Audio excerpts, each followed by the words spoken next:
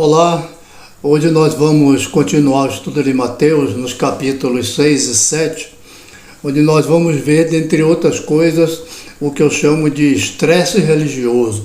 Quer dizer, são exigências que algumas religiões fazem a ponto de as pessoas se sentirem tão obrigadas a ter que cumprir aquelas coisas que elas acham que, se não fizerem, estão erradas ou podem até serem castigadas.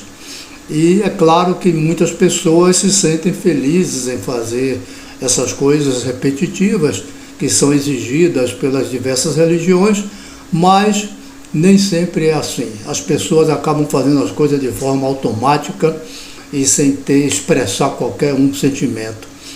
Então nós vamos ver, por exemplo, no capítulo 6, versículo de 1 a 4, e que Jesus expressa sobre fazer o bem e como fazer o bem. Então ele diz, e nós não podemos ler textualmente tudo, você pode ler na sua casa, porque são capítulos grandes.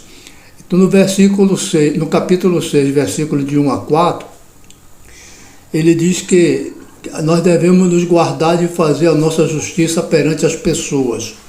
E quando der esmola, não fazer tocar trombeta diante de si, e a mão esquerda não saber o que a direita faz. Quer dizer, deve ser uma coisa feita no silêncio, feita sem querer fazer exibição.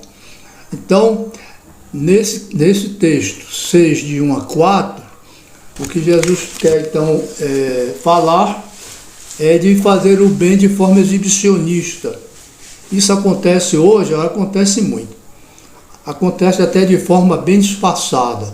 Por exemplo, em alguns templos, as pessoas usam roupas diferentes, usam faixas, apetrechos, ou, sei lá, tem até algumas que usam roupas tão extravagantes que parecem verdadeiras fantasias.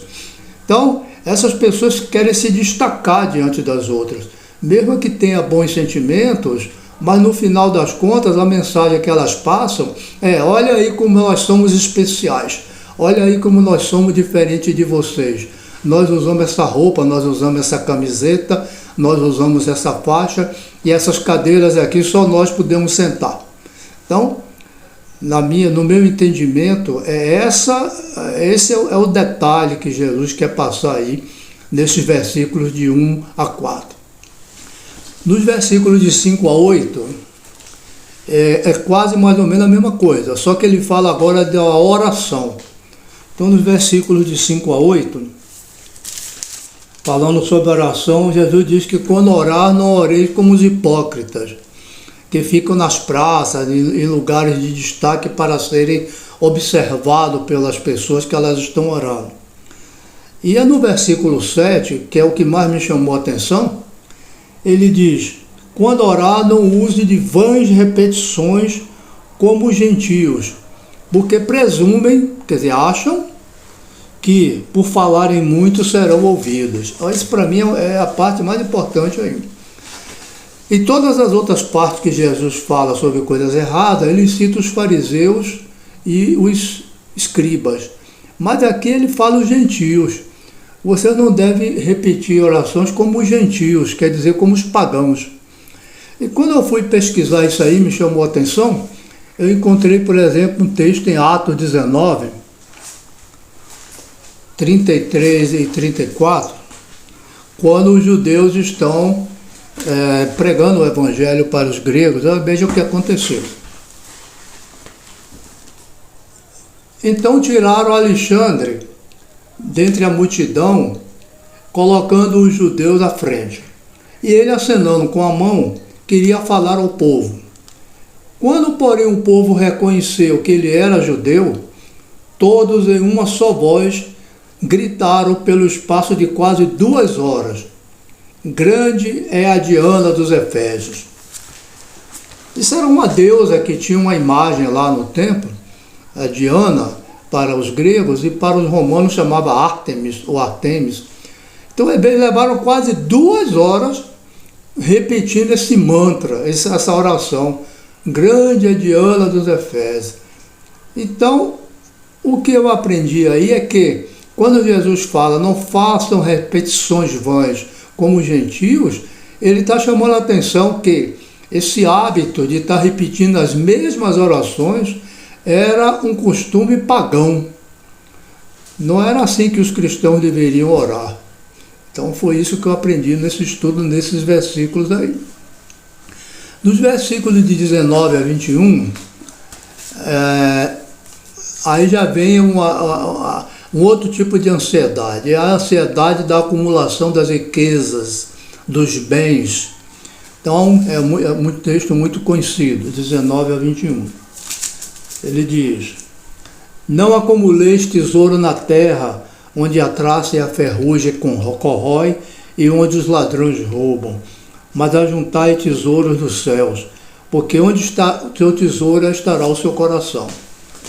Então, essa ansiedade de querer acumular riquezas, todo mundo entende que está se referindo às pessoas, mas eu também entendo que está se referindo às religiões, porque muitas religiões fazem acumular riqueza, acumular muito dinheiro, e a gente não vê assim de uma forma bem clara que tem um retorno para a sociedade, ou que tem um retorno até para os próprios adeptos. Apesar de serem isentos de pagar impostos, só querem cada vez acumular e sempre inventando mais coisas para entrar os bens para ela própria. Então essa é uma parte também, essa ansiedade de acumular bens que Jesus condena.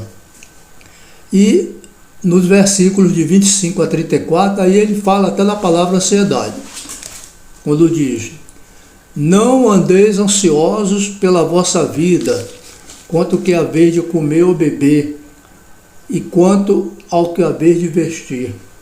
Olhai as aves do céu, olhai os lírios do campo. Eu vos digo que nem Salomão, com toda a sua glória, se vestiu como um deles. Por que vocês estão ansiosos? Porque Deus sabe do que vocês precisam. É claro que aí eu verifiquei que ele não está falando de planejar a vida. Esse texto não condena o planejamento do futuro. O que ele está falando aí é a ansiedade com o amanhã.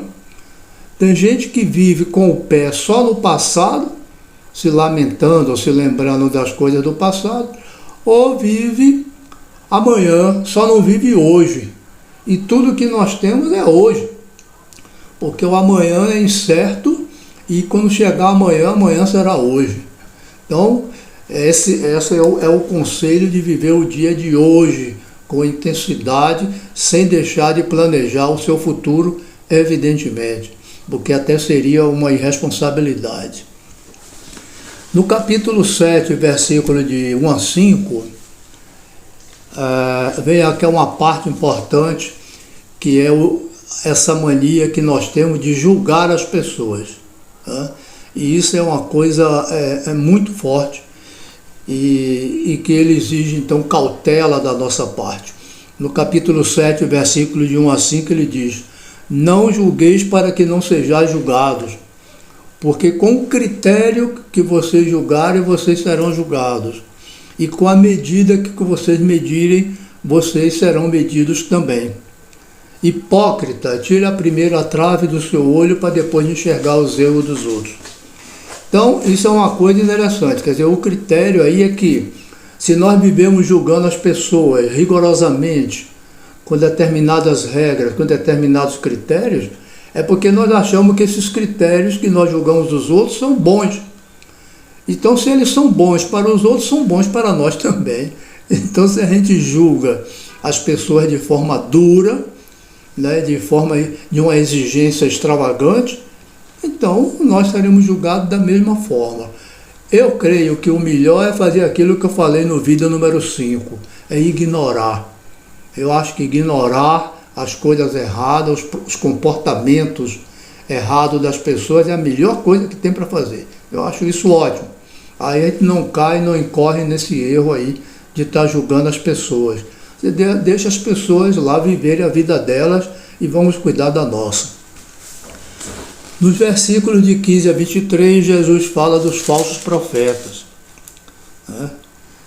Então veja, ele acabou de falar sobre diversas coisas erradas e agora fala dos falsos profetas, quer dizer, são aquelas pessoas que ensinam ou exigem dos outros exatamente essas coisas que nós falamos.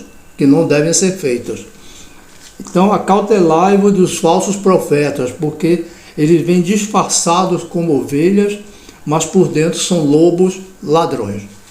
Né?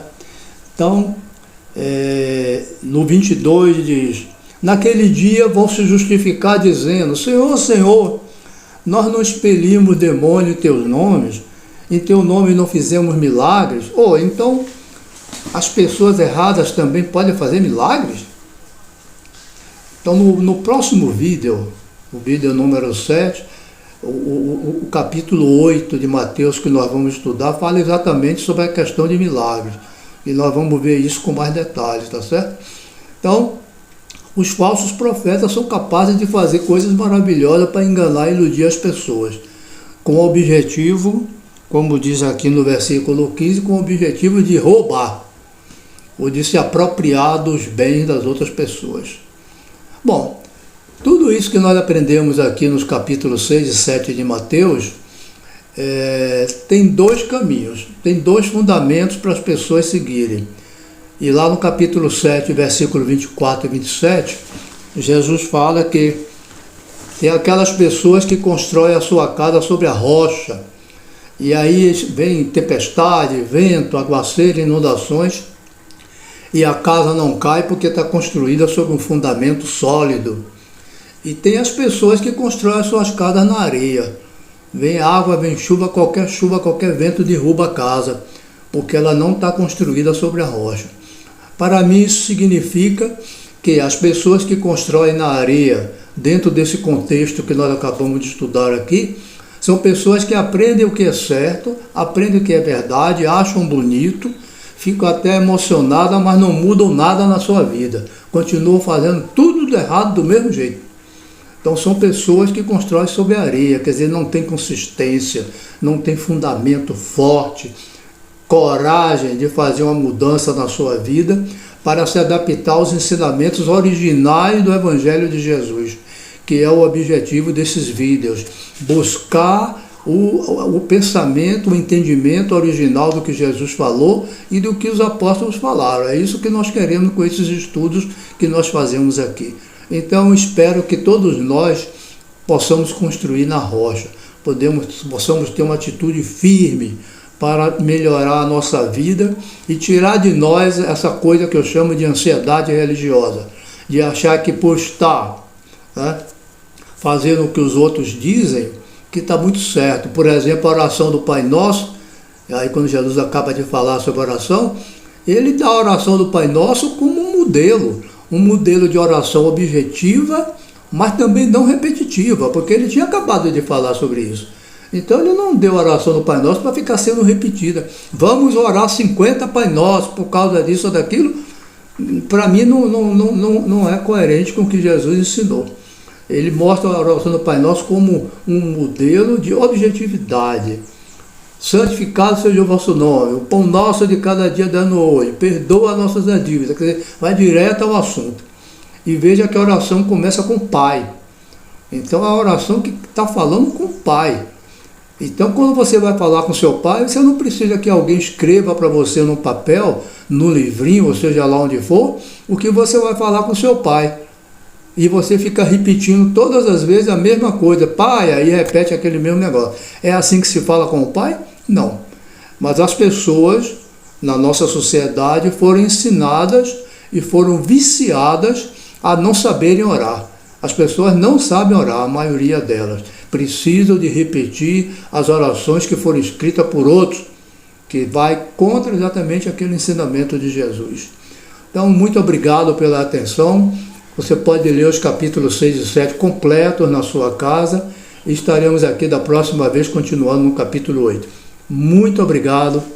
Shalom.